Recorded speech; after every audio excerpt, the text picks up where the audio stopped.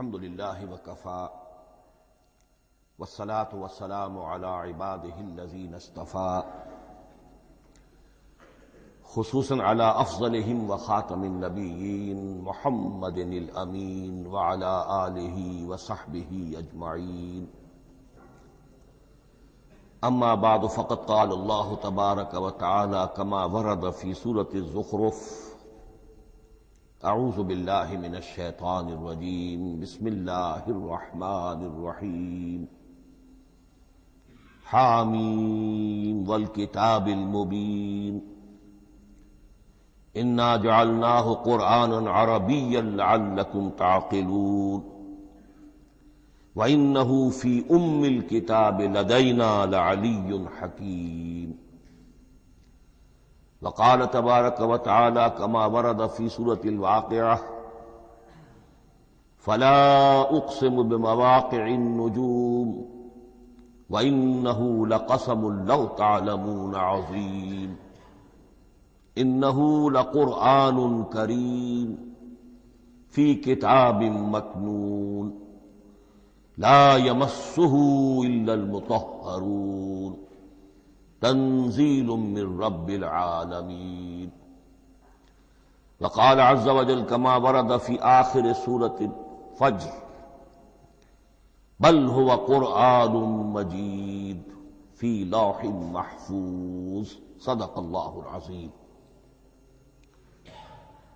رب اشرح لي صدري ويسر لي امري واحلل عقدة من لساني يفقهوا قولي اللهم ربنا الهمنا رشدنا واعذنا من شرور انفسنا اللهم ارنا الحق حقا وارزقنا اتباعه وارنا الباطل باطلا وارزقنا اجتنابه اللهم ارحمنا بالقرآن العظيم واجعله لنا اماما ونورا وهدى ورحمة اللهم ذكرنا منه ما نسينا وعلمنا منه ما جهلنا وارزقنا تلاوته آناء الليل وآناء النهار واجعله لنا حجة يا رب العالمين آمین۔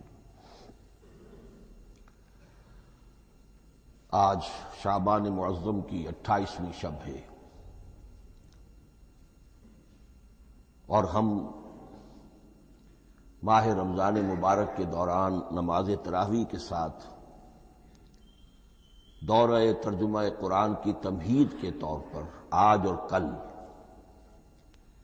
تعارف قرآن کے ضمن میں بعض چیزوں پر غور کریں گے تاکہ اثناء دورہ ترجمہ قرآن یہ چیزیں آپ کے ذہن میں ایک پس منظر کے طور پر موجود رہیں۔ رمضان مبارک میں نماز تراویح کے ساتھ دورہ ترجمہ قرآن کا جو سلسلہ ہم نے شروع کیا اب اسے 15 برس سے زائد ہو چکے ہیں۔ الحمدللہ کہ اس کا چرچا اب وسیع و عریض پیمانے پر ہو چکا ہے، نہ صرف اندرون ملک بیرون ملک بھی۔ اس دوران میں خود میں نے جہاں تک مجھے یاد پڑتا ہے کم سے کم 6 مرتبہ دورہ ترجمہ قرآن کی تکمیل کی سعادت حاصل کی ہے۔ 2 مرتبہ اس سے قبل کراچی میں، 3 مرتبہ لاہور میں، 1 مرتبہ ملتان میں، 1 مرتبہ ابوظہبی میں۔ اور اس سال جو میں اپنی اب ضعیفی اور اپنے علالت کے باوجود یہ ہمت کر رہا ہوں اس کا ایک خاص سبب ہے، اور وہ یہ کہ اللہ کے فضل و کرم سے بعض صورتیں ایسی پیدا ہوئیں کہ کیبل ٹی وی پر میرے ان دروس قرآن یا دورہ ترجمہ قرآن کے کیسٹ دکھائے گئے بھارت میں، اور وہیں سے یہ درخواست بھی موصول ہوئی کہ ہم چاہتے ہیں کہ اسے سیٹلائٹ پر ٹیلی کاسٹ کرائیں، لیکن اس کے لیے اس کی جو ریکارڈنگ ہے اس کا معیار بہتر ہونا چاہیے۔ تو اس ضرورت کو پورا کرنے کے لیے میں یہ ہمت کر رہا ہوں، اگرچہ اب جو بھی عمر کی سطح ہے ومن نعمرہ ننکسہ فی الخلق، میری یادداشت بھی اتنی شارپ نہیں رہی ہے جتنے پہلی تھی، استحضار جو کراس ریفرنسز کا ہے وہ بھی اب اتنا نہیں ہے جتنا کہ پہلے تھا، اور کبھی کبھی میری زبان لڑکھڑاتی بھی ہے۔ ان تمام معذوریوں کے باوجود اس ایک اہم ضرورت کے تحت میں نے یہ ارادہ کیا۔ میں خود بھی اللہ سے دعا کرتا ہوں، آپ بھی اللہ سے دعا فرمائیں کہ اس ارادے کی تکمیل ہو جائے اور اس سلسلے کو اللہ تعالیٰ اپنے کلام پاک کے پیغام اور علم اور حکمت کی ایک بڑے پیمانے پر پورے عالم انسانیت میں پھیلانے کا ذریعہ بنا دے۔ تعارف قرآن کے ضمن میں سب سے پہلی بات جو سمجھنے کی ہے وہ یہ کہ قرآن مجید کے بارے میں ہمارا اجمالی عقیدہ کیا ہے۔ یہ 3 جملوں پر مشتمل ہو سکتا ہے۔ ہمارے نزدیک قرآن اللہ کا کلام ہے جو محمد الرسول اللہ صلی اللہ علیہ وسلم پر نازل ہوا، اور تیسرے یہ کہ یہ مکمل محفوظ شکل میں موجود ہے بن و عن، اس میں نہ کوئی تحریف ہوئی ہے نہ کوئی تبدیلی ہوئی ہے۔ یہ کم سے کم 3 اجزاء ہیں ہمارے عقیدے کے قرآن مجید کے بارے میں۔ لیکن اب اس کی کچھ علمی توضیحات۔ سب سے پہلے یہ کہ کلام ہونا، اس کا اللہ کا کلام ہونا، اس لیے کہ آپ کے علم میں ہے یہ تورات جو حضرت موسیٰ علیہ السلام کو دی گئی تھی وہ لکھی ہوئی شکل میں پتھر کی تختیوں پر لکھی ہوئی صورت میں دی گئی تھی، اور قرآن مجید کی تنزیل جو محمد رسول اللہ صلی اللہ علیہ وسلم پر ہوئی ہے وہ ایک مختلف صورت میں ہوئی ہے۔ اس کو قرآن مجید خود اللہ کا کلام قرار دیتا ہے۔ چنانچہ سورہ توبہ کی آیت ہے، آیت نمبر 6، وَإِنْ أَحَدٌ مِّنَ الْمُشْرِكِينَ اسْتَجَارَكَ فَأَجِرْهُ حَتَّى يَسْمَعَ كَلَامَ اللَّهِ ثُمَّ أَبْلِغْهُ مَأْمَنَهُ۔ جب ہجرت کے 9ویں سال آخری وارننگ دی گئی تھی مشرکین عرب کو کہ اب صرف تمہیں چند مہینے کی مہلت دی جا رہی ہے، اس دوران میں آخری فیصلہ کر لو اسلام قبول کرنا ہے یا نہیں، اس لیے کہ اس کے بعد مشرکین عرب کے لیے کوئی رعایت نہیں ہوگی، جو لوگ اسلام قبول نہیں کریں گے انہیں تہہ تیغ کر دیا جائے گا۔ فَإِذَا انْسَلَخَ الْأَشْهُرُ الْحُرُمُ فَاقْتُلُوا الْمُشْرِكِينَ حَيْثُ وَجَدتُّمُوهُمْ۔ جب یہ مہلت ختم ہو جائے تو ان مشرکین کا قتل عام کرو۔ اس کی وضاحت پھر جب سورہ توبہ ہم پڑھیں گے تو اس وقت یقیناً ذہن میں کچھ اشکالات آئیں گے، لیکن اس وقت اس ضمن میں تفصیلی بحث کا موقع نہیں۔ اب اس میں ایک استثناء رکھا گیا کہ ایک مشرک ہے، وہ چاہتا ہے کہ اتنا بڑا چیلنج جو ہمیں دے دیا گیا تو ہمیں موقع دیا جائے کہ ہم آئیں، آپ کے پاس بیٹھیں، کچھ دن رہیں، اللہ کا کلام سنیں، آپ کیا بات منوانا چاہتے ہیں، اس کے لیے کیا دلائل ہیں، اس کو اچھی طرح سمجھیں، اس کا ہمیں موقع ہونا چاہیے۔ اس کے لیے یہ آیت نازل ہوئی کہ وَإِنْ أَحَدٌ مِّنَ الْمُشْرِكِينَ اسْتَجَارَكَ، اے نبی اگر ان مشرکین میں سے کوئی شخص آپ سے پناہ طلب کرے فَأَجِرْهُ، اسے پناہ دیجئے، حَتَّى يَسْمَعَ كَلَامَ اللَّهِ، یہاں تک کہ وہ اللہ کا کلام سن لے۔ ثُمَّ أَبْلِغْهُ مَأْمَنًا، پھر یہ بھی نہیں کہ اسی وقت اسے کہا جائے کہ تم مانتے ہو یا نہیں مانتے، نہیں، پھر اسے اس کے امن کے مقام پر پہنچا دو۔ یہ جو آیت ہے اس میں لفظ کلیئر آ گیا کہ قرآن مجید اللہ کا کلام ہے۔ لیکن اب اسی تل کے اوٹ میں پہاڑ والا مسئلہ ہے، ٹپ آف آئس برگ، اس کے نیچے وہ کتنا بڑا تودہ ہوتا ہے۔ کلام جو ہے اللہ تعالیٰ کی صفت ہے، اور یہ بڑا مسئلہ گہرا ہے اور علم کلام کا ایک بڑا پیچیدہ مسئلہ ہے کہ ذات باری تعالیٰ اور اس کی صفات کے مابین کیا ربط و تعلق ہے۔ آیا صفات ذات کا جز ہیں، جزو لا ینفک ہیں، حصہ ہے، یا کچھ زائد بر ذات، جس کو علامہ اقبال نے ایک جگہ کہا ہے صفات ذات حق، حق سے جدا یا عین ذات۔ یہ ہمارے علم کلام کا ایک بڑا پیچیدہ مسئلہ ہے، لیکن یہ کہ اس میں متکلمین کا جو تقریباً اجماعی فیصلہ ہے وہ دو لفظوں میں آتا لا عین ولا غیر. اللہ کی صفات نہ تو اس کی ذات کا عین ہے نہ اس کی ذات سے غیر ہے. بہت پیچیدہ شکل ہے، اور یہ بھی اس وقت کا میرا موضوع نہیں ہے، میں صرف کسی اور موضوع کے لیے صرف حوالے دے رہا ہوں. بہرحال قرآن مجید کا جو تعلق ہے ذات باری تعالی کے ساتھ، وہ اس مسئلے سے بخوبی واضح ہو جاتا ہے کہ چونکہ یہ اللہ تعالیٰ کی صفت ہے، اور صفت کو ہم یہ نہیں کہہ سکتے کہ وہ ذات باری تعالیٰ سے جدا ہے، یہ بھی نہیں کہہ سکتے کہ اس کی ذات کا جزو لا ینفک ہے. کچھ اسی طرح کا تعلق ہے قرآن مجید کا ذات باری تعالیٰ کے ساتھ. لیکن یہ مسئلہ قرآن مجید میں خود بیان ہوا،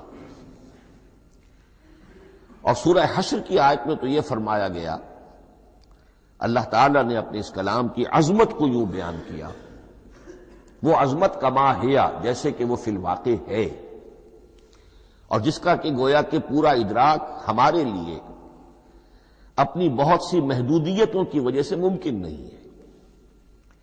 لیکن ایک تمثیل کے پیرائے میں سمجھایا، لو انزلنا ھذا القرآن علی جبل لرأیتہ خاشعا متصدعا من خشیۃ اللہ وتلک الامثال نضربها للناس لعلهم یتفکرون.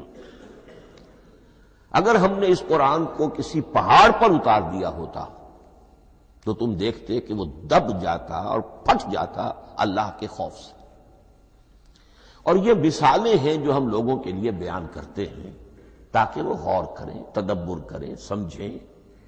ما لا یدرک کلہ لا یترک کلہ، اگرچہ بتمام و کمال عظمت قرآن کا فہم ان کے لیے ممکن نہیں ہے، لیکن کسی درجے میں تو کچھ انعکاس اس کا ہو جائے، کچھ اندازہ ہو جائے، انسان اپنی ذہنی سطح کے اعتبار سے اس کی مناسبت سے کسی درجے میں عظمت قرآن کا اندازہ کر لے تو اللہ تعالیٰ کے ان الفاظ کو سامنے رکھے کہ لو انزلنا ھذا القرآن علی جبل لرأیتہ خاشعا متصدعا من خشیۃ اللہ. اب اس آیت کو سمجھنے کے لیے سورہ اعراف کی آیت نمبر 143 کو سمجھنا ہوگا، اسی اصول کے تحت کہ القرآن یفسر بعضہ بعضا، قرآن کا ایک حصہ دوسرے حصے کی تشریح کرتا ہے. وہاں یہ واقعہ بیان ہوا ہے کہ حضرت موسیٰ علیہ السلام کو جب اللہ تعالیٰ نے کوہ طور پر طلب فرمایا 30 راتوں کے لیے، جس میں بعد میں 10 کا اضافہ کر کے وہ ایک 40 رات کا ایک کورس بنا، دن رات. اس موقع پر جو مخاطبہ الہی، مکالمہ الہی سے مشرف ہوئے حضرت موسیٰ علیہ السلام، تو ان کی آتش شوق بھڑکی اور انہوں نے بڑی جرأت کر کے یہ درخواست کر دی، رب ارنی انظر الیک، پروردگار مجھے اپنا دیدار بھی عطا فرما، مجھے موقع عنایت فرما، میں تجھے دیکھ سکوں. یہ ان کی وہ آتش شوق کا مسئلہ ہے. لیکن جواب کیا ملا؟ لن ترانی، تو مجھے ہرگز نہیں دیکھ سکتے. ولکن انظر الی الجبل فإن استقر مکانہ فسوف ترانی. لیکن ظاہر بات ہے کہ حضرت موسیٰ علیہ السلام کو بات سمجھانے کے لیے کچھ مشاہدہ بھی کرانا تھا. فرمایا تم مجھے نہیں دیکھ سکتے، البتہ اس سامنے کے پہاڑ پر نگاہ جماؤ، ہم اس پر اپنی ایک تجلی ڈالیں گے. یہ اگلی الفاظ کے اندر وضاحت ہے، میں یہاں پہلے سے بیان کر رہا ہوں سمجھانے کے لیے. اگر وہ پہاڑ ہماری اس تجلی کو، تجلی کسے کہتے ہیں؟ جلا، روشنی. تو اللہ تعالی کی طرف سے کوئی خاص اس کے نور کا جب پرتو ہوتا ہے کسی شے پر تو وہ اس کی تجلی ہے. ہم اپنی ایک تجلی اس پہاڑ پر ڈالیں گے، اگر وہ اس کو جھیل جائے، اپنی جگہ کھڑا رہ جائے، تو تم سمجھنا کہ شاید تم بھی ہمیں دیکھ سکو. فلما تجلی ربہ للجبل، اب یہاں وہ لفظ آ گیا، جب اللہ نے تجلی اپنی پہاڑ پر ڈالی، جعلہ دکا وخر موسیٰ صعقا، وہ پہاڑ ریزہ ریزہ ہو گیا اور حضرت موسیٰ بے ہوش ہو کر گر گئے. اب یہ بے ہوش ہو کر گر جانا، جبکہ وہ تجلی براہ راست بھی نہیں ہے، بالواسطہ ہے. مشاہدہ جو کر رہے حضرت موسیٰ وہ بالواسطہ ہے، تجلی پہاڑ پر ہے. لیکن یہ کہ اس کا بھی بالواسطہ اس کا جو ہوا ہے، اس کی جو تاثیر ہوئی حضرت موسیٰ علیہ السلام پر کہ وہ اس کی تاب نہ لا سکے اور بے ہوش ہو کر گر گئے۔ یہاں سے یہ بات سمجھ میں آتی ہے کہ یہ تجلی ذات باری تعالی تھی جس نے کوہ طور کو جلا کر بھسم کر دیا یا ٹکڑے ٹکڑے کر دیا، ریزہ ریزہ کر دیا۔ اب ذات الہی کے ساتھ جو تعلق ہے کلام الہی کا، اور یہ صفت جو لا عین ولا غیر کے درجے میں ہے ذات کے ساتھ، تو وہی تاثیر اس کلام الہی کی بھی ہے۔ لو انزلنا هذا القرآن على جبل لرأيته خاشعا متصدعا من خشية الله وتلك الامثال نضربها للناس لعلهم يتفكرون۔ اس حقیقت کو اس دور میں میں اپنے مطالعے کی محدودیت کا اعتراف کرتے ہوئے عرض کر رہا ہوں کہ میرے نزدیک جس قدر پرشکوہ انداز میں علامہ اقبال نے بیان کیا ہے اسی کیفیت کو وہ شاید اس کی کوئی مثال نہ مل سکے۔ فاش گویم آنچ در دل مزمرست، یہ کتابیں نیست چیزیں دیگر است۔ میں صاف ہی کہہ دیتا ہوں جو میرے دل میں چھپی ہوئی بات ہے۔ فاش گویم آنچ در دل مزمرست، یہ کتابیں نیست، اس قرآن کو کتاب نہ سمجھنا، یہ کچھ اور شے ہے، چیزیں دیگر است۔ اب وہ چیزیں دیگر کیا ہے؟ وہی جو میں نے عرض کیا، ذات باری تعالی اور کلام کا صفت باری تعالی ہونا، اس کے بنا پر جو مناسبت ہے، جو قرب ہے، جو مشابہت ہے۔ مثل حق پنہاؤ ہم پیداستو، زندہ و پائندہ و گویاستو۔ اس کلام میں اللہ تعالی کی ساری صفات کا انعکاس موجود ہے۔ یہ بات ویسے بھی سمجھ میں آتی ہے، کوئی شخص ذرا گفتگو کرے، چند جملے جب وہ ادا کرے گا اپنی زبان سے تو معلوم ہو جائے گا کہ اس کے فہم کا، اس کی دانش کا، اس کے مطالعے کا حدود اربع کیا ہے اور اس کے ذہن کی سطح کیا، سمجھ میں آ جائے گی بات۔ اس لیے کہ کلام جو ہے وہ متکلم کی پوری شخصیت کی عکاسی کر رہا ہوتا۔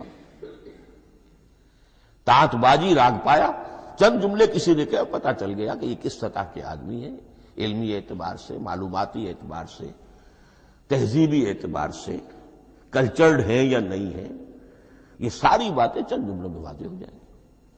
تو اللہ تعالیٰ کی بھی جملہ صفات کا عکس اس قرآن میں موجود ہے۔ ان میں سے جن چند چیزوں کا ذکر علامہ نے شعر میں کیا، وہ جو سورہ حدید کی آیت ہے، هو الاول والآخر والظاہر والباطن، اللہ الظاہر بھی ہے الباطن بھی ہے،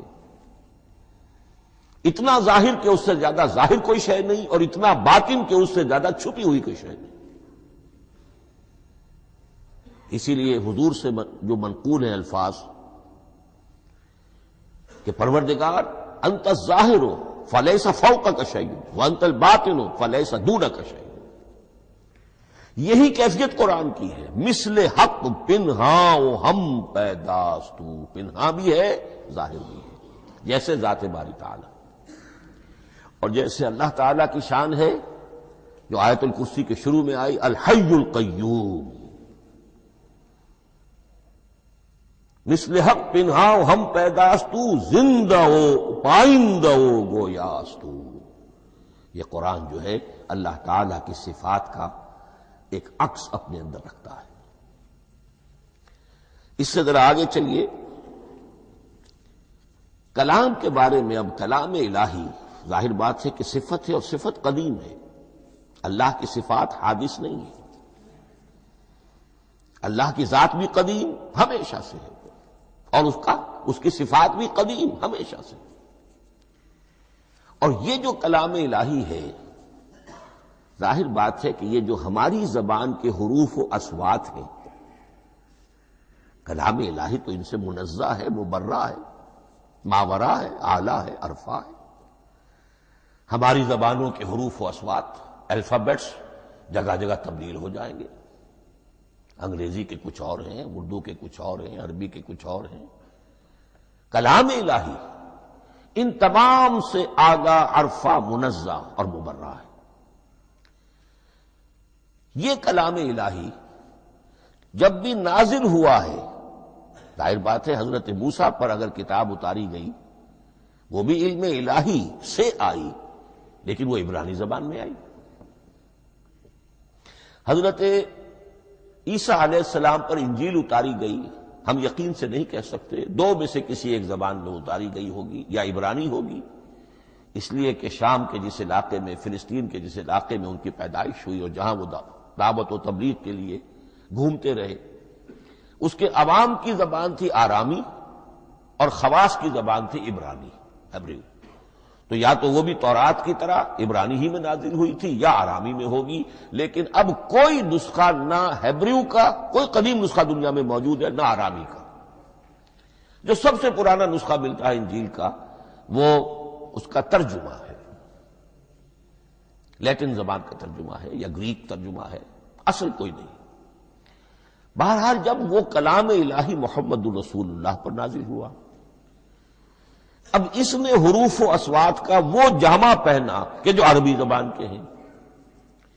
یہی وجہ دیکھیے، میں نے جو آیت سورہ حامیم، یہ جو سلسلہ سور ہے اس میں سے سورہ زخرف کی آیت جو میں نے آپ کو سنائی، حامیم والکتاب المبین انا جعلناہ قرآنا عربیا لعلکم تعقلون، ہم نے بنا دیا ہے اپنے اس کلام کو قرآن عربی،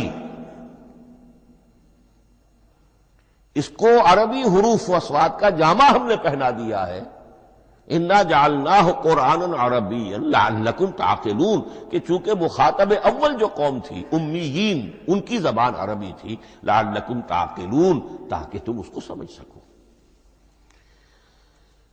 اب اس سے آگے چلیے،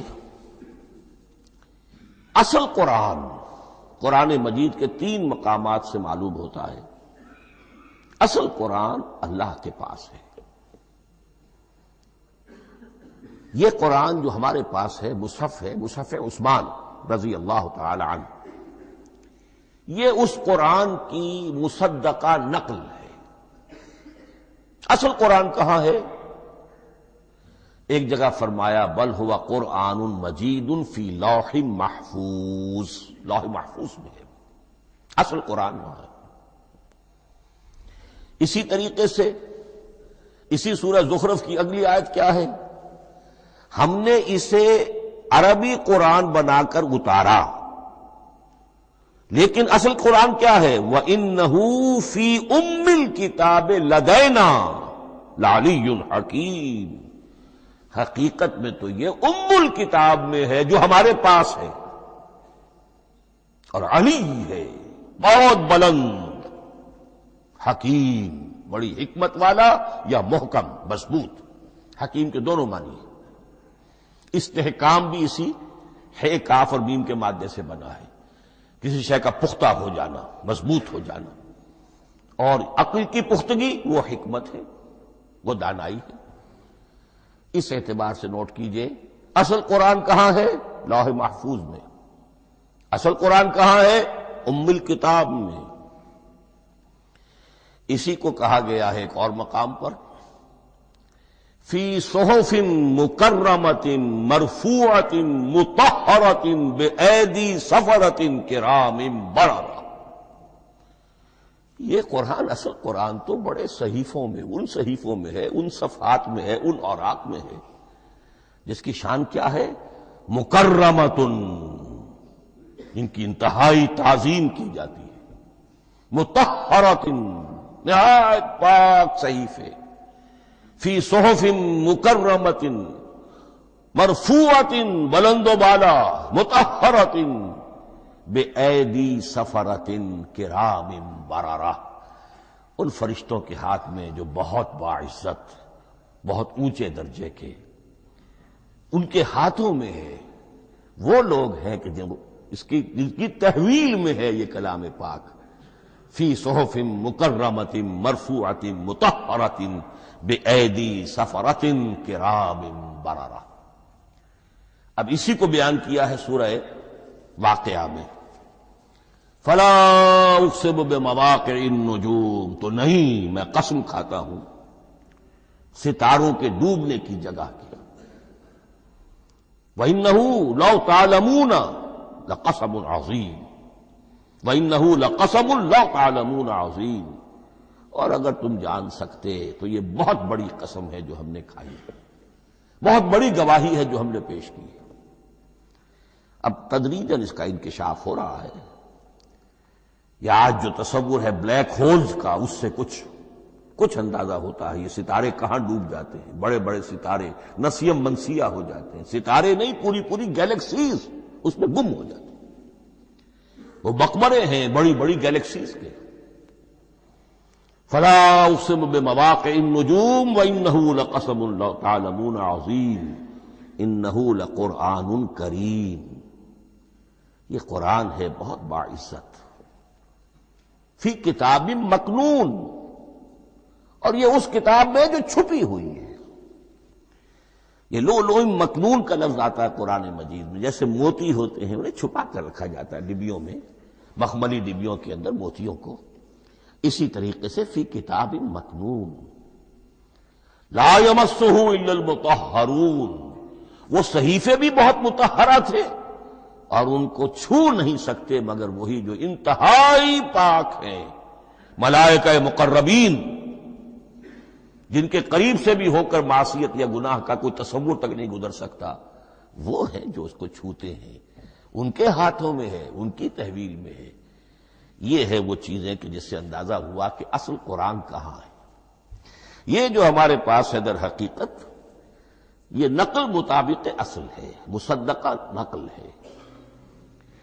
اب اس میں آپ سے عرض کر دوں کہ ایک بہت خوبصورت بات ہمیں جو ملتی ہے، تورات میں جو استثناء، جو صفر استثناء ہے ڈیوٹرانومی، اس کے 18ویں باب میں 18ویں اور 19ویں آیات جو ہیں اس میں ذکر موجود ہے، میں ان کے لیے انہی کے بھائیوں میں سے تیری مانند ایک نبی برپا کروں گا۔ اللہ تعالیٰ کلام فرما رہے ہیں یہاں حضرت موسیٰ علیہ السلام سے، آج بھی موجود ہے اولڈ ٹیسٹمنٹ ڈیوٹرانومی یا کتاب استثناء، صفر استثناء، اس کا 18واں باب، اس کی 18ویں اور 19ویں آیات جب چاہیں جا کر دیکھ لیں۔ میں ان کے لیے ان کے بھائیوں ہی میں سے تیری مانند ایک رسول اٹھاؤں گا، میں ان کے لیے انہی کے بھائیوں میں سے تیری مانند ایک نبی برپا کروں گا اور اپنا کلام اس کے منہ میں ڈالوں گا، اور جو کچھ میں اس سے کہوں گا وہی وہ ان سے کہے گا۔ یہ ہے جو پیشین گوئی ہے محمد الرسول اللہ صلی اللہ علیہ وسلم کی، اور یہاں وہ فرق واضح کر دیا گیا، اے موسیٰ تم سے تو یا تو ہم نے کلام کیا ہے یا تمہیں جو کتاب دی ہے وہ لکھی ہوئی دی ہے، لیکن جو نبی تیری ہی مانند میں برپا کروں گا۔ اب اس میں بھی نوٹ کرنے کی بات ہے کہ حضرت موسیٰ کے مشابہ نبی اکرم صلی اللہ علیہ وسلم کے سوا کوئی نبی نہیں۔ صاحب کتاب وہ بھی تھے، صاحب کتاب محمد بھی ہے، صاحب امت وہ بھی تھے، اور صاحب امت محمد رسول اللہ تیری مانند۔ صاحب شریعت، حضرت عیسیٰ صاحب شریعت نہیں تھے، شریعت موسوی ہی کو نافذ کرنے کے لیے آئے تھے، ان کی حیثیت دین موسوی کے مجدد کی تھی۔ ویسے نبی تھے، اللہ کے فضل و کرم سے نبی تھے، اس میں کوئی شک نہیں، رسول تھے، لیکن یہ کہ ان کے کام کی نوعیت کیا تھی، اس لیے کہ کوئی نئی شریعت لے کر نہیں آئے۔ اب بھی انجیل میں الفاظ موجود ہیں، don't think I have come to destroy law, the mosaic law جسے یہ کہتے ہیں، شریعت موسوی، وہ تم پر نافذ رہے گی، تم اس کی پابندی کرو گے، چونکہ صاحب شریعت رسول یا موسیٰ یا محمد صلی اللہ علیہ وسلم علیہ الصلوۃ والسلام۔ تو میں ان کے بھائیوں میں سے، اب بھائی کون ہوں گے؟ ظاہر بات ہے بنی اسرائیل، ان کے کزنز کون ہیں؟ بنی اسماعیل۔ بنی اسرائیلی تو جو بھی نبی ہے وہ انہی میں سے ہے، ان کے بھائیوں میں سے، تو بھائی تو ہوگا، ان کا کزن ہوگا، اب وہ کون ہے؟ بنی اسماعیل۔ آپ نے ابھی سنا ہوگا جب پیس ٹریٹی ہوئی تھی اور کلنٹن صاحب آئے تھے، اور وہاں جب شاہ حسین جو ہیں اردن کے وہ بھی آئے اور بغل گیر ہوئے تھے، اسرائیل کے وزیر اعظم تھے، تو اس وقت یہ لفظ استعمال کیا تھا صدر کلنٹن نے کہ آپ لوگ تو آپس میں کزنز ہیں، لفظ کزن استعمال کیا تھا۔ تو ان کے بھائیوں میں سے گویا کہ غیر اسرائیلی جو ان کے قریب ترین قرابت دار ہوں گے وہ بنو اسماعیل ہیں. تیرے مانند صاحب شریعت نبی میں برپا کروں گا، لیکن اس پر جو میرا کلام اترے گا وہ کس شکل میں اترے گا؟ میں اپنا کلام اس کے منہ میں ڈالوں گا اور پھر وہ جو کچھ کہے گا وہ وہی کہے گا جو میں نے کہا ہے. اب اس کے حوالے سے ایک بہت اہم بات سمجھ لیجئے، اور قرآن مجید کے دو اہم مقامات کی وضاحت اس سے ہو جائے گی. یہ کلام اللہ، قرآن مجید میں اس کو قول جبرائیل بھی کہا گیا ہے. کلام اللہ حضرت جبرائیل کے ذریعے سے جب ادا ہوا ہے تو قول جبرائیل ہے، اور پھر جب وہ محمد الرسول اللہ کی زبانی ادا ہوا تو قول رسول ہے، قول محمد ہے صلی اللہ علیہ وسلم. یہ قول اللہ بھی ہے، قول جبرائیل بھی ہے، اور قول محمد بھی ہے بیک وقت. یہ بات دیکھیے سورہ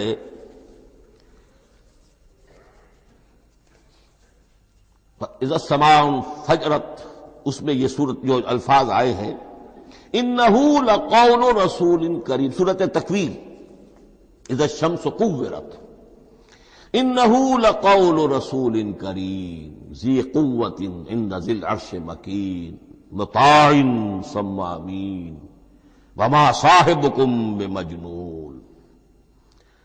یہ یہاں پر حضرت جبرائیل کا ذکر ہو رہا ہے. وما ہوا بقول شیطان الرجیم، محمد تک اس قرآن کو لانے والا تو وہ بلند پائے کا فرشتہ ہے، یہ کوئی شیطان رجیم نہیں ہے. اس لیے کہ مکے والوں نے کہہ دیا تھا ہو سکتا ہے کوئی بدروح آئی ہو محمد پر، اور اس بدروح نے کوئی الٹی سیدھی بات سکھا دی ہو. نہیں، انہ لقول رسول کریم، یہاں رسول کریم کون ہے؟ حضرت جبرائیل. انہ لقول رسول کریم ذی قوت عند ذی العرش مکین، بڑی قوت والا اور جس کا بڑا اونچا مقام اور مرتبہ ہے عرش والے کے قریب. ذی قوت عند ذی العرش مکین مطاع ثم امین، وہ فرشتوں کے مطاع ہیں، فرشتے ان کی اطاعت کرتے ہیں، فرشتوں کے سردار ہیں، اور پھر ساتھ ہی پورے امین ہیں. جبرائیل امین یہ ہم لفظ استعمال کرتے ہیں. اور اس کے بعد آگے جا کے فرمایا وما ہوا بقول شیطان الرجیم، یہ کسی شیطان رجیم کا قول نہیں ہے. اب یہاں اس سورہ تکویر میں قرآن کو قول جبرائیل قرار دیا گیا. لیکن سورۃ الحاقہ میں چلیے، اس کے آخر میں آتا ہے انہ لقول رسول کریم وما ہوا بقول شاعر قلیلا ما تؤمنون ولا بقول کاہن قلیلا ما تذکرون تنزیل من رب العالمین. یہاں اب رسول کریم سے مراد محمد الرسول اللہ صلی اللہ علیہ وسلم. یہ کسی شاعر کا قول نہیں ہے، کسی کاہن کا قول نہیں ہے، یعنی جس کے زبانی یہ قرآن لوگوں کے سامنے آ رہا ہے. جبرائیل کا قول ہو کر تو محمد پر نازل ہوا صلی اللہ علیہ وسلم، لیکن اب لوگوں کے سامنے وہ قول محمد بن کر آ رہا. انہ لقول رسول کریم وما ہوا بقول شاعر قلیلا ما تؤمنون ولا بقول کاہن قلیلا ما تذکرون تنزیل من رب العالمین. تو قرآن مجید کلام اللہ ہے، پھر وہ قول جبرائیل بنا جب جبرائیل نے آ کر محمد کو سنایا، اور پھر وہ قول محمد بنا جب محمد کی زبان مبارک سے لوگوں نے اسے سنا، اہل عرب نے سنا، اور پھر وہ بات پھیلتی چلی گئی. اب آخری بحث اس موضوع پر جو ہے وہ یہ ہے، کلام الہی کی 3 صورتیں ہیں جو قرآن مجید میں سورہ شورى کی آیت نمبر 51 میں بیان ہوئی ہے. وما كان لبشر ان يكلمه اللہ، کسی بشر، کسی انسان کی یہ حیثیت نہیں ہے، مقام نہیں ہے کہ اللہ اس سے کلام کرے.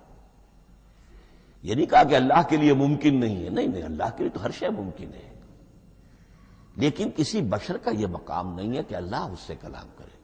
مخلوق ہے، بشر ہے.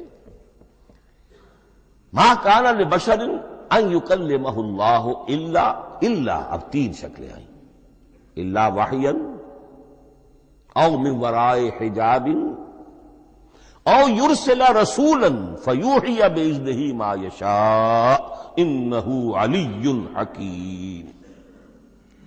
3 صورتیں ہیں کلام الہی کی. یا تو براہ راست اللہ وحی کرتا ہے بغیر کسی فرشتے کی درمیان میں ذریعہ بنائے ہوئے، اسی کا نام الہام ہے، اسی کا نام تحدیث ہے۔ یہ غیر نبی کے ساتھ بھی ہوتا ہے۔ حضور نے فرمایا ہر نبی کی امت میں محدث ہوتے تھے جن سے اللہ کلام کرتا تھا، اور میری امت کا محدث عمر ہے رضی اللہ تعالی عنہ۔ محدث نہیں، محدث کے معنی ہے علم حدیث کا ماہر۔ امام بخاری محدث ہے، امام مسلم محدث ہے۔ محدث تحدیث سے مفعول بنا جس سے بات کی جاتی ہے، محدث۔ اللہ بات کرتا ہے، اللہ دل میں ڈال دیتا ہے، القاء ہو جاتا ہے، الہام ہو جاتا ہے، کوئی فرشتہ درمیان میں نہیں، براہ راست۔ دوسری شکل کلام کی کیا ہے؟ او من ورائے حجاب، یہ ہمارے علم کی حد تک صرف حضرت موسیٰ علیہ السلام کی شان ہے، استثنائی شان ہے۔ وَكَلَّمَ اللَّهُ مُوسَىٰ تَكْلِيمًا، اور موسیٰ کے ساتھ تو اللہ نے کلام فرمایا جیسے کہ کلام کیا جاتا ہے۔ فرق کیا تھا؟ من ورائے حجاب، پردہ تھا، دیکھ نہیں سکتے تھے، تبھی تو ان کی وہ آتشی شوق بھڑکی تھی۔ کیا قیامت ہے کہ چلمن سے لگے بیٹھے ہیں، صاف چھٹتے بھی نہیں، سامنے آتے بھی نہیں، کلام بھی فرما رہے ہیں، لیکن یہ کہ بات مجھے دیدار عطا کرنے کے لیے تیار نہیں، رب ارنی انظر الیک۔ لیکن یہ جو کلام ہے ہمارے علم کی حد تک براہ راست اس دنیا میں حضور سے ہوا ہے معراج کی شب، لیکن وہ 7ویں آسمان پر ہوا۔ اس دنیا میں ہمارے علم کی حد تک یہ کلام براہ راست من ورائے حجاب صرف حضرت موسیٰ علیہ السلام کی استثنائی شان ہے۔ اور تیسرا ہے او یرسل رسولا فیوحی باذنہ ما یشاء، یا تیسری صورت یہ کہ اللہ کسی پیغامبر کو بھیجتا ہے جو وحی کرتا ہے جو اللہ چاہتا ہے۔ یہ تیسری شکل ہے وحی کی۔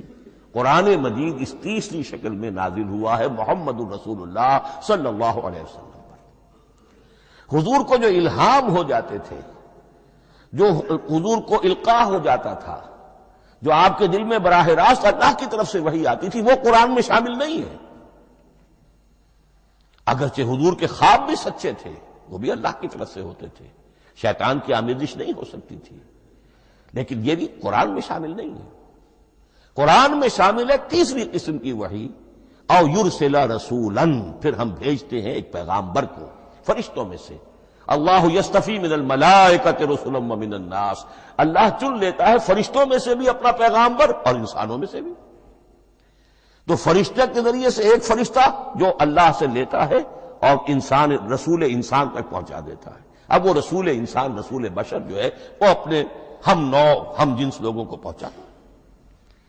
تو اللہ یستفی من الملائکۃ رسلا ومن الناس، یہاں وہی بات فرمائی او یرسل رسولا فیوحی باذنہ ما یشاء، پھر وہ وحی کرتا ہے اللہ کے حکم سے جو اللہ چاہتا ہے۔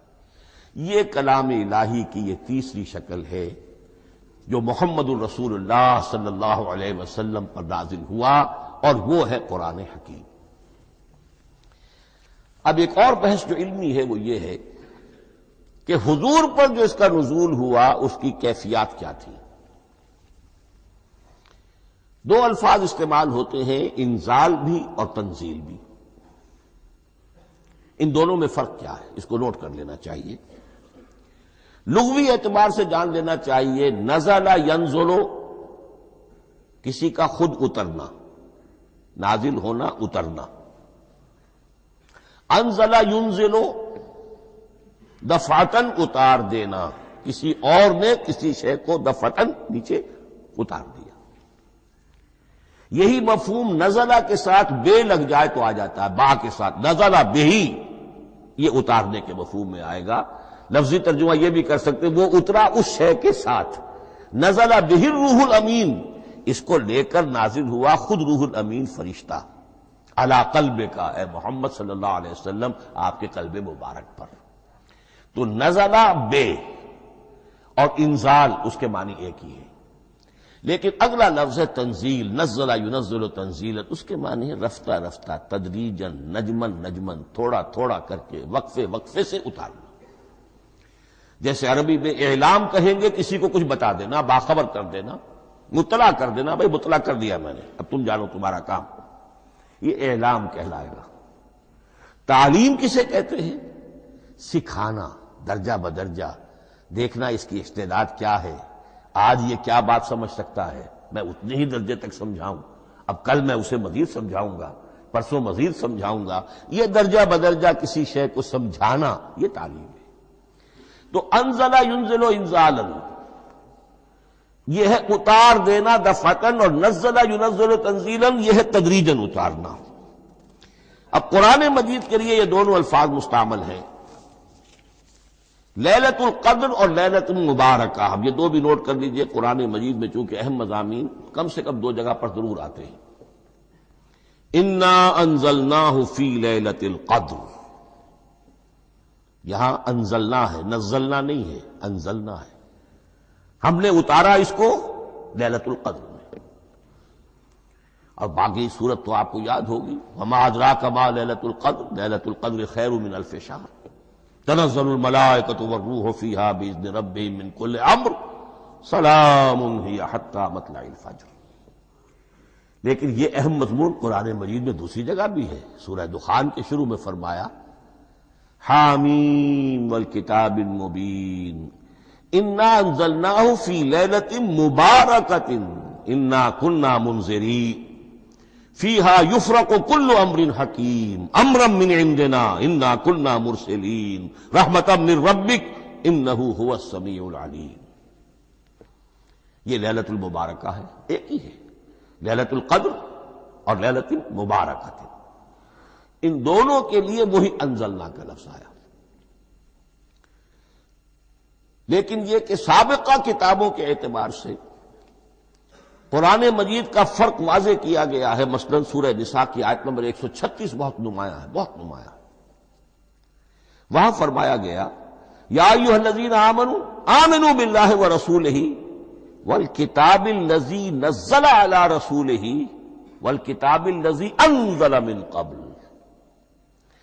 اے ایمان کے دعوے دارو، حقیقتاً ایمان لاؤ، ایسے ایمان لاؤ جیسے ایمان لانے کا حق ہے، اللہ پر بھی اور اس کے رسول پر بھی، اور اس کتاب پر بھی جو اللہ نے اپنے رسول پر نازل فرمائی، اور اس کتاب پر بھی جو اللہ نے پہلے نازل فرمائی۔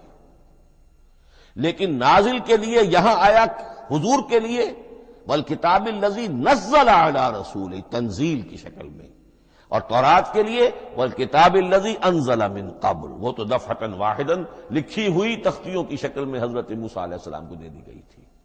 تو یا ایھا الذین آمنوا آمنوا باللہ ورسولہ والکتاب الذی نزل علی رسولہ والکتاب الذی انزل من قبل۔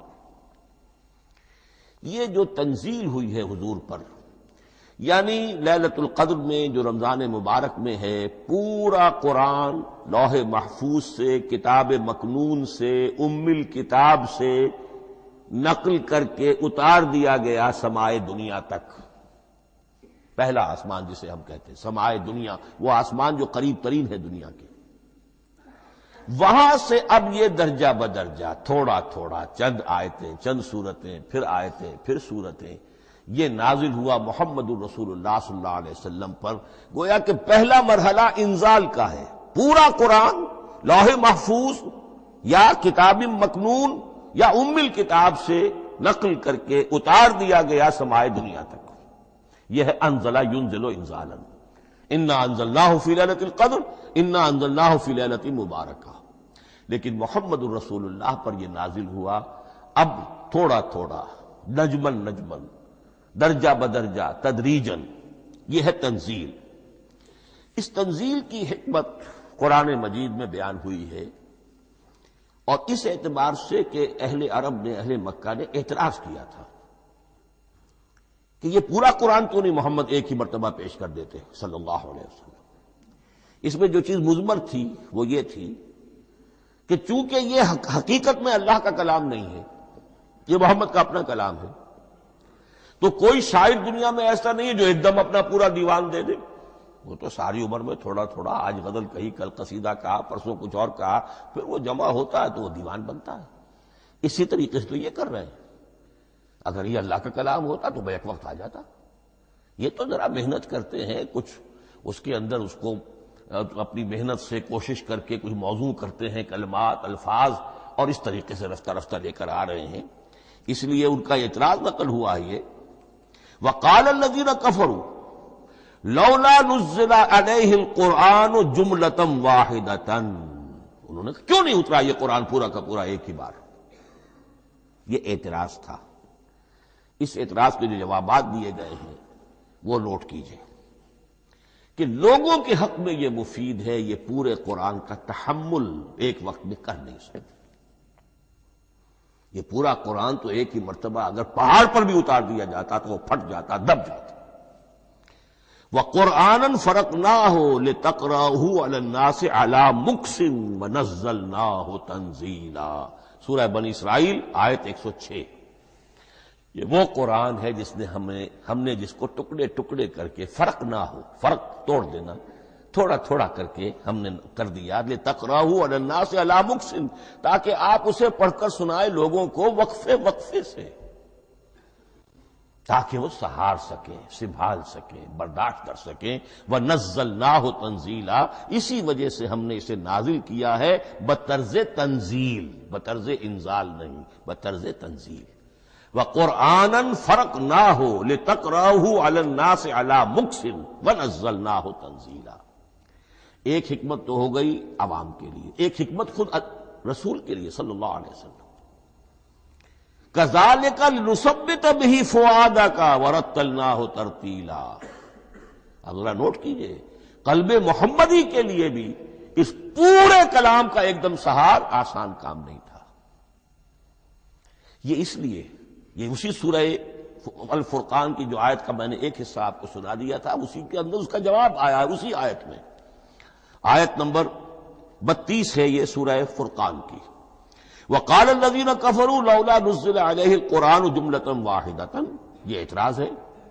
جواب کیا ہے؟ کذالک لنثبت بہ فؤادک، ہم نے یہ اس لیے کیا ہے نبی کہ اس کے ذریعے سے آپ کے دل کو ٹھہراؤ اور جماؤ عطا کرے، یہ ایک دم اس کا اتر جانا۔ انا سنلقی علیک قولا ثقیلا، بڑا بھاری بوجھ ہے، ناقابل برداشت ہے، تاکہ رفتہ رفتہ آپ کا دل، اس کے اندر تقویت بڑھتی چلی جائے، اس کے اندر اور اس کا تحمل جو ہے اس کی صلاحیت بڑھتی چلی جائے۔ کذالک لنثبت بہ فؤادک ورتلناہ ترتیلا، اسی لیے ہم نے تھوڑا تھوڑا کر کے نازل کیا ہے۔ ولا یاتونک بمثل الا جئناک بالحق واحسن تفسیرا، ساتھ ہی فرمایا کہ یہ لوگ جو بھی اعتراض کریں گے ہم اس کا جواب بھی اور بہترین تعویل بھی آپ کو دے دیں گے۔ اب اگلی بحث یہ ہے، یہ قرآن کب اور کہاں نازل ہوا؟ یہ عام معلوماتی شے ہے، اس میں کوئی پیچیدگی نہیں ہے، لیکن اس کی اہمیت ہے، بہت ضروری ہے۔ وہ میں انشاءاللہ اگلی بحث میں جبکہ قرآن کے سمجھنے کے جو اصول ہیں ان کو بیان کروں گا تو وضاحت سے بات آئے گی۔ یہ کہ یہ عام معلوماتی ایک ہمارے ذہن میں خاکہ رہنا چاہیے، زمان و مکان کا کیا رشتہ ہے قرآن کے ساتھ۔ قرآن نازل کب ہوا؟ ہمارا چونکہ عام طور پر جو معمول ہے، ہم تو جو کرسچن ایرا ہے اس کے حوالے سے ہمارے ذہن کے اندر سارا حساب کتاب ہے، تو سن 610 عیسوی سے لے کر 632 عیسوی تک شمسی حساب سے 22 سالوں میں قرآن نازل ہوا۔ 571 حضور کی ولادت کا سال ہے، 571 عیسوی۔ 610 میں آپ 39 سال کے ہوئے، لیکن قمری حساب سے 40 کے ہو چکے۔ 610 میں قرآن کی تنزیل شروع ہوئی اور 632 میں آپ کا انتقال ہوا۔ 22 برس زمانی اعتبار سے نقشہ ذہن میں رکھیے، اور اسے ہم اگر دوسرے حساب سے کہیں گے تو عام الفیل، وہ جو ابرہہ آیا تھا بیت اللہ کو ڈھانے کے لیے، وہ سال عربوں میں بہت مشہور ہو گیا تھا، اور وہی سال حضور کی ولادت کا ہے، تو عام الفیل ہی میں حضور کی ولادت ہوئی، لہذا 40 عام الفیل میں قرآن مجید کا نزول شروع ہوا، اور 11 ہجری تک یہ 23 برس بنتے ہیں قمری حساب سے۔ ایک رائے یہ بھی ہے کہ قرآن کا نزول 20 برس میں ہوا ہے، اور اس میں وضاحت یہ ہے کہ پہلے 3 سال اللہ تعالی نے ایک فرشتے کو، حضرت اسرافیل علیہ السلام کو مامور کیا تھا حضور کی تعلیم پر۔ دنیاوی اعتبار سے حضور نے کوئی تعلیم حاصل نہیں کی، آپ امی تھے،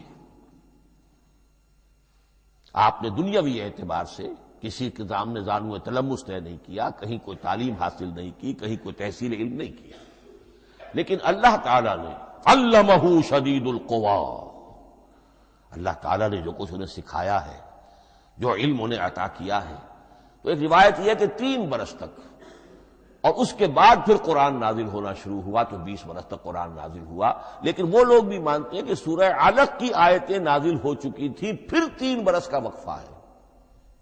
سورہ علق کی آیتیں کیا ہے؟ جو پہلی وحی ہے، اقرأ بسم ربک الذی خلق خلق الانسان من علق اقرأ وربک الاکرم الذی علم بالقلم علم الانسان ما لم یعلم۔ گویا کہ بسم اللہ ہو رہی ہے محمد الرسول اللہ صلی اللہ علیہ وسلم کی تعلیم کی، اور جن گھرانوں میں یہ رواج ابھی تک چل رہا ہو، بسم اللہ بچوں کی کراتے ہیں، ایک تقریب کی شکل میں منعقد کرتے ہیں، ہمارے ہاں یہ رواج تھا، اب ہم چھوڑ چکے ہیں، کہ جو تقریب بھی حضور کی اور صحابہ کی زندگیوں سے ثابت نہ ہو، ہمیں کوشش کرنی چاہیے کہ ان تقریبات کا سلسلہ منقطع کریں۔ ما انا علیہ واصحابی، ہماری تقریبات جو ہیں وہ بس وہیں تک محدود رہنی چاہیے۔ بہرحال وہ جو ایک چلتی ہے روایت، 4 سال 4 مہینے 4 دن کا بچہ یا بچی ہو تو بسم اللہ یہی آیتیں پڑھی جاتی ہیں، پڑھ تو نہیں سکتا، انگلی رکھ کر پڑھانے والا کوئی عالم دین بیٹھ جاتا ہے سامنے، وہ نہا دھو کر بچہ یا بچی بیٹھی ہوئی ہے، اور اس کو اقرأ بسم ربک الذی خلق خلق الانسان من علق اقرأ وربک الاکرم الذی علم بالقلم علم الانسان ما لم یعلم۔ اب اس میں تو سارا پڑھنے پر زور ہے، حصول علم پر زور ہے، کسی تبلیغ کا حکم ہی نہیں، ابھی رسالت کا کوئی تذکرہ کچھ بھی نہیں، اس میں تو قیامت کا بھی کوئی ذکر نہیں۔ اب اس کے بعد روایت یہ ہے کہ 3 برس تک پھر حضرت اسرافیل دن رات حضور کے ساتھ رہے ہیں اور آپ کی تعلیم ہوئی ہے، اور پھر 3 برس کے بعد پھر وحی کا سلسلہ شروع ہوا ہے، واللہ عالم۔ لیکن یہ کہ جب سورہ اقرا نازل ہو چکی ہے اس کی 5 آیتیں، تو وہ 3 برس بھی اس کا وقفہ شمار ہوں گے، زمانہ نزول پھر وہی 23 برس رہے گا۔ اسی کے ساتھ میں نے عرض کیا تھا کہ دوسری بات یہ کہاں نازل ہوا قرآن۔ ایک لفظ میں تو یہ سمجھ لیجئے یہ حجاز میں نازل ہوا۔ حجاز جزیرہ نماء عرب کا ایک خاص حصہ ہے، پہاڑی سلسلہ، یوں سمجھ لیجئے، اس کو ذہن میں رکھیے۔ جزیرہ نماء عرب جو ہے وہ شمال سے جنوب کی طرف چوڑا ہوتا جاتا ہے، شمال میں شام اور عراق کی طرف جاتا ہے تو وہ تنگ ہے، پھر نیچے چوڑا ہو رہا ہے۔ اس کا جو مغربی ساحل ہے جس پر جدہ کی بندرگاہ بھی ہے، ینبو کی بھی ہے، اس کے کہیں وہ ایک میدان شروع ہوتا ہے ساحل سے، کہیں وہ بہت مختصر ہے، کہیں خاصا چوڑا ہے، اس کو کہتے ہیں تہامہ۔ پھر ایک پہاڑی سلسلہ ہے، اس کو کہتے ہیں حجاز۔ یہ پہاڑی سلسلہ جو ہے اس کے بعد جو ہے وہ نجد کہلاتا ہے، وہ سطح مرتفع ہے، پلیشو۔ تو یہ 3 حصے ہیں جزیرہ نماء عرب کے جغرافیائی اعتبار سے، اور حجاز کہتے بھی ہیں پردے کو، حاجزن، پردہ جو 2 چیزوں کے درمیان حائل ہو جائے۔ تو یوں سمجھیے کہ یہ فلیٹ ہے نجد کا، اور یہ فلیٹ ہے میدان، یہ ہے تہامہ کا، اور درمیان میں یہ پہاڑی سلسلہ کھڑا ہوا ہے، تو یہ گویا کہ ان دونوں کو جدا کر رہا، یہ حجاز ہے۔ اس حجاز ہی کا شہر مکہ ہے، اس حجاز ہی کا شہر مدینہ ہے، اس حجاز ہی کا شہر طائف ہے، اس حجاز ہی کی آخری ٹپ سمجھ لیجئے تبوک ہے۔ تو حضور صلی اللہ علیہ وسلم کی پوری زندگی آغاز وحی کے بعد سے لے کر وہ اسی علاقے کے اندر، پہلے آپ مکے میں تھے، قرآن مجید کی جو صورتیں اس دور میں نازل ہوئیں یا آیتیں نازل وہ مکیات کہلاتی ہیں۔ پھر آپ نے ہجرت کی، اور ہجرت کر کے جب آپ جا رہے تھے اس دوران میں بھی کچھ قرآن نازل ہوا اثناء ہجرت میں۔ پھر آپ مدینے تشریف فرما ہوئے، اب وہ ہم کہتے ہیں مدنی قرآن، لیکن مدنی قرآن سارا مدینے میں نازل نہیں ہوا۔ آپ کبھی جا رہے کسی مہم پر کسی جنگ کے لیے، غزوہ بدر کے لیے آ گئے ہیں، تو وہاں جو آیات نازل ہو رہی ہیں وہ مدینے میں تو نہیں ہو رہی. براڈ تقسیم تو یہی ہے، مکی مدنی. ہجرت سے قبل جو کچھ نازل ہوا وہ مکی، ہجرت کے بعد جو کچھ نازل ہوا وہ مدنی. لیکن صرف مدنی کہنا صحیح نہیں ہے. اثناء سفر تبوک، اتنا طویل سفر ہے آپ کا، اس کے دوران آتے جاتے قرآن نازل ہوتا رہا. لیکن یہ بات نوٹ کر لیجئے کہ پورا قرآن حجاز ہی میں نازل ہوا ہے. یہ تمام شہر، یہ تمام علاقہ حجاز کہلاتا ہے. ایک اور بحث جو ہم اسی اپنی پہلی نشست میں مکمل انشاءاللہ کر لیں گے، وہ ہے محفوظیت قرآن کی بحث. میں نے عرض کیا تھا کہ 3 چیزوں پر ہمارا عقیدہ مشتمل ہے. یہ اللہ کا کلام ہے، نمبر 1. نازل ہوا محمد الرسول اللہ پر صلی اللہ علیہ وسلم. اسی لیے ہم نے کلام سے متعلق کچھ مباحث علمی گہرائی میں اتر کر وہ سمجھے. حضور پر اس کے نزول، انزال اور تنزیل کے مختلف مراحل کو سمجھا. اب اس کی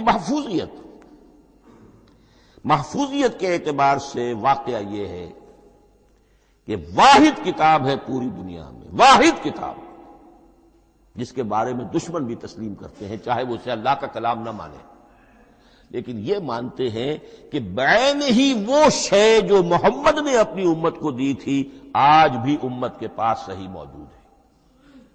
ظاہر بات ہے اگر تو اسے اللہ کا کلام مانے، وہی مانے، تب تو مسلمان ہی ہو گئے. وہ تو یہی کہتے ہیں کہ بہرحال محمد نے چاہے خود لکھا، تصنیف کیا، جو بھی کچھ کیا اس کو چھوڑ دیجئے، لیکن جو شے محمد نے اپنی امت کو دی تھی صلی اللہ علیہ وسلم بعین ہی وہ شے موجود ہے. تو یہ محفوظیت قرآن کی جو ہے، جبکہ کوئی اور دنیا کی کتاب اس کی مدعی ہی نہیں. تورات والوں کا سرے سے یہ دعویٰ ہی نہیں ہے. وہ تورات تو گم ہو گئی تھی نبوکدنضر کے حملے کے وقت، اس کے بعد سے دنیا میں تورات کا وجود نہیں ہے. اور پھر 100 برس کے بعد اپنی یادداشتوں سے مرتب کی ہے یہ تورات جو آج ہمارے سامنے ہے. انجیل کا جیسا کہ میں عرض کر چکا ہوں، کوئی نسخہ جو ہے نہ عبرانی کا موجود ہے نہ آرامی زبان کا ہے. دنیا کی کوئی کتاب نہیں جو دعویٰ کر سکتی ہو. یہ قرآن جو شروع ہوتا ہے ذالک الکتاب لا ریب فیہ، یہ دعویٰ دنیا کی کسی اور کتاب نے خود کیا بھی نہیں. اس کی بھی جس قدر پرشکوہ الفاظ میں علامہ اقبال نے اس کی ترجمانی کی ہے، انہی کا حصہ ہے. حرف اورا ریب نئے، تبدیل نئے، آیش شرمندہ تعویل نئے. اس قرآن کے کسی حرف میں کوئی تحریف ہو جانا نہیں، امکان ہی نہیں، قطعی طور پر. کسی لفظ کا بدل دیا جانا نہیں. حرف اورا ریب نئے، تبدیل نئے. اس میں کسی کا شک پر مبنی ہونا نہیں. آیش شرمندہ تعویل نئے. اس کی آیت کوئی بھی ایسی نہیں جسے تروڑا مروڑا جا سکے. یہ اپنی حفاظت خود کرتی ہے. لا یاتیہ الباطل من بین یدیہ ولا من خلفہ، حامیم السجدہ کی آیت نمبر 42. اس پر باطل حملہ آور ہو ہی نہیں سکتا. انا نحن نزلنا الذکر وانا لہ لحافظون، ہم ہی نے یہ الذکر نازل کیا ہے اور ہم ہی اس کی حفاظت کرنے والے ہیں. جہاں تک پہلے ٹکڑے کا تعلق ہے اس آیت مبارکہ کا، اس میں تو تورات بھی آئے گی. تورات کس نے نازل کی؟ اللہ نے نازل کی. انجیل کس نے نازل کی؟ اللہ نے نازل کی. انا انزلنا التوراۃ فیہا ھدی ونور، یہ سورہ مائدہ میں الفاظ ہیں. انجیل کے بارے میں بھی ہم نے انجیل عطا کی عیسیٰ کو، فیہ ھدی ونور. لیکن یہ کہ انا نحن نزلنا الذکر، اس کو اس قدر تاکید کے ساتھ کہہ کر وَإِنَّا لَهُ لَحَافِظُونَ، اور ہم ہی اس کے محافظ ہیں. لیکن اس موضوع پر اہم ترین مقام جو ہے قرآن مجید کا، وہ سورہ قیامہ کی یہ آیات ہے. لا تحرک بہ لسانک لتعجل بہ. جب قرآن نازل ہوتا تھا حضور جلدی جلدی زبان کو حرکت دیتے تھے، یاد کر لیں، مبادا کہیں بھول جاؤ، مبادا کوئی لفظ جو ہے تبدیل ہو جائے. یہ مشقت جو آپ جھیل رہے تھے اس سے اللہ نے روک دیا از راہ شفقت اور محبت. لا تحرک بہ لسانک لتعجل بہ ان علینا جمعہ وقرآنہ، ہمارے ذمے ہے اس کو جمع کر دینا، آپ کے سینے میں جمع کر دیں گے اس کو. اور صرف جمع کرنا نہیں، قرآن ترتیب. قرآن ہوتا ہے پڑھا جاتا ترتیب سے. یعنی ترتیب نزولی، یہ بعد میں ہماری علیحدہ بحث بھی آئے گی کہ ترتیب نزولی اور ہے، ترتیب مصحف اور ہے، یہ ترتیب بھی ہم کروا دیں گے، یہ بھی ہمارے ذمہ ہے۔ ان علینا جمعہ وقرآنہ فاذا قرأناہ فاتبع قرآنہ، پھر جب ہم جس ترتیب سے پھر آپ کو پڑھائیں اسی ترتیب کی پیروی کیجیے۔ یہ جو ہے کہ قرآن کا جمع اور تدوین، یہ بھی اللہ تعالیٰ نے اس کی ضمانت لی، اور اس کی ترتیب بھی اللہ تعالیٰ ہی کی ضمانت سے ہے۔ اس اعتبار سے محفوظیت قرآن کے یہ دونوں پہلو ہمارے سامنے رہنے چاہیے۔ بارک اللہ لی ولکم فی القرآن العظیم ونفعنی وإیاکم بالآیات والذکر الحکیم۔